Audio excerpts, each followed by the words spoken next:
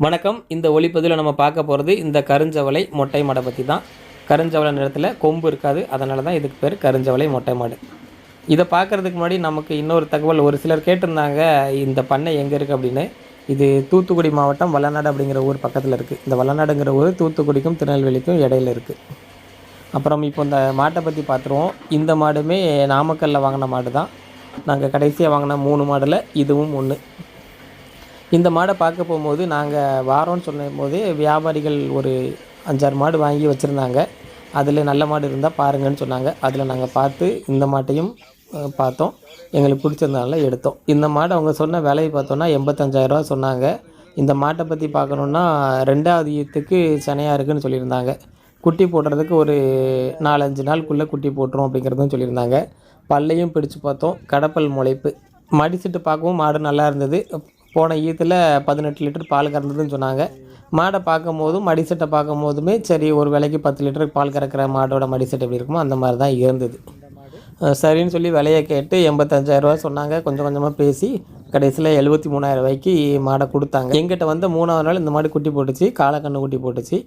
எங்கிட்ட வந்த மாடு எல்லாமே காளைக்கன்று குட்டியாக தான் போட்டுச்சு. இப்போவும் 2 கன்றுக்குட்டி போட்டிருக்கு. அது 2மே காளைக்கன்று குட்டி தான்.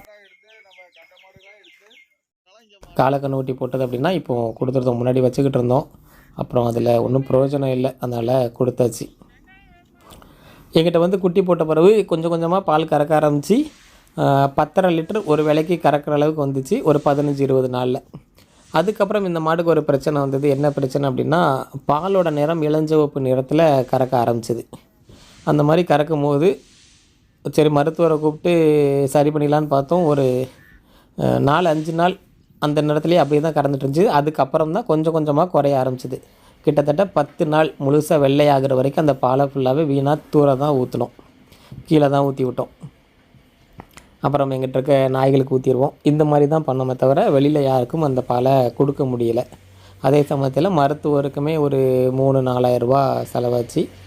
10.5 லிட்டர் கொஞ்சம் கொஞ்சமாக கூட்டிகிட்டு வந்த பால் இந்த பிரச்சனையில் ஊசி போட்டது அப்புறம் மாத்திரை கொடுத்தது இந்த காரணத்தினால என்னாச்சு அப்படின்னா 7 லிட்டர் ஒரு வேளைக்கு கறக்கிற அளவுக்கு வந்துடுச்சு.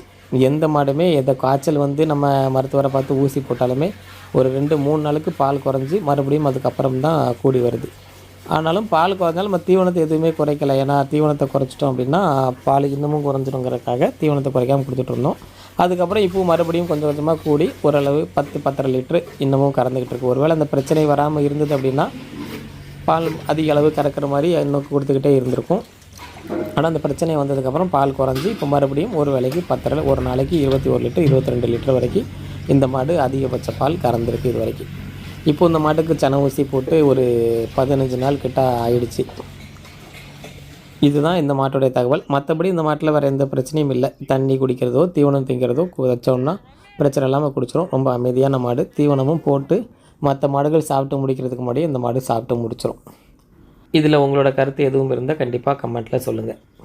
நம்ம அடுத்த மாட்டை பற்றி அடுத்த ஒளிப்பதிவில் பார்ப்போம்.